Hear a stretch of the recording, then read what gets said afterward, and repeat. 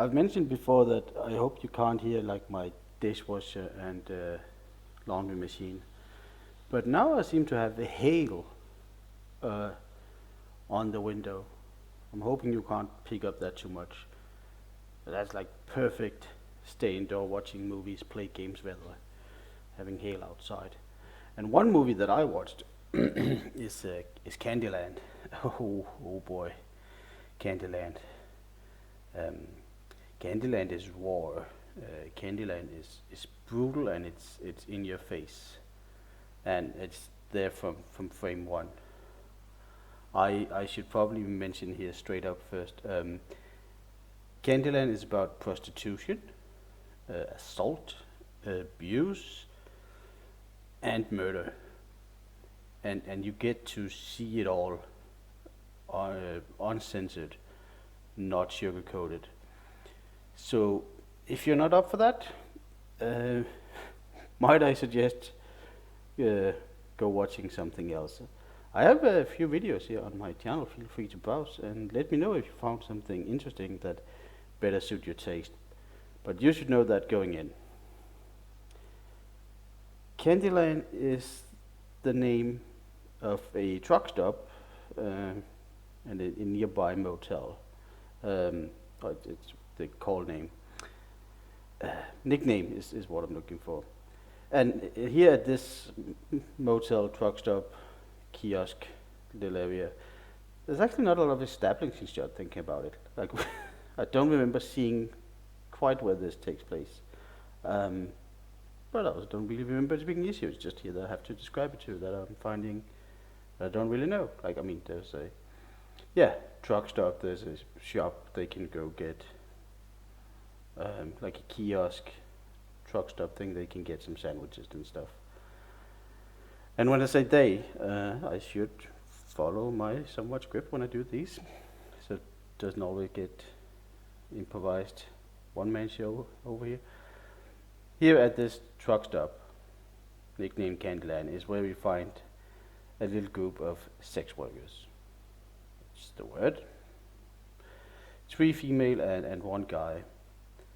And as I said, the movie is not pulling any punches about what they do. It's very in your face. Like it actually, there's this narrating bit in the beginning where they talk and display very openly about the various systems they have for having sex with these truckers or people in general coming about and saying what are the rules, what is the code of conduct and all that. Not sure it never really came into play, but okay, it made sure I understood the law of the land, so to say. the group the group here are like I think there were 4. Let's say those are our main protagonists. They seem to be doing all right, given the circumstance. It seems to be voluntarily, and I don't think that the movie has any business or any intention of glorifying sex work. But they seem to be doing all right, and the work is somewhat organized, as it gets to explain to us. They seem to be close friends. I think 2 of them are even dating, if I remember. Yeah, in a steady relationship. They are sometimes they show that to be a little bit cold at night or at windy days because they're always standing outside, being ready to be called out at a moment's notice. But they laugh and joke, and yeah, they seem to have chosen this more or less when we get, as they explain the story to us. They only seem to eat junk food, but I can't go throwing any stones in that regard. I'm right there. The group even take great fun in mocking a preacher, like a very religious preacher that's there to convey them to the Lord or whatever he believes in. He's a little too extreme for your normal everyday Christian, but he has no persuasion of the group. However, the sort of functional little group dynamic all changes when one day a new unfamiliar woman joins the group. Uh, dum dum dum, and that is not where I'm going to leave you. I'm going to talk a little bit more about the experience, but that is pretty much all I have for the plot. I don't want to get too much into it. There's not a lot of what I would say typical character acting in Candyland. There's no Shakespearean drama here.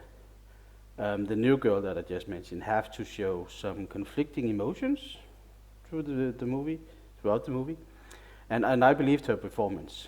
So, yeah, that was pretty solid. Watching Candyland, I thought I got one thing in the beginning, and I was sitting into my chair and like, okay, I thought I knew what to expect. Then the movie took one turn, or the plot or something happened. There was an incident, and I was like, okay, this is where we're going. That's a bit brutal, but it's okay. It's somewhat expected. It's all natural. And then the movie took another turn.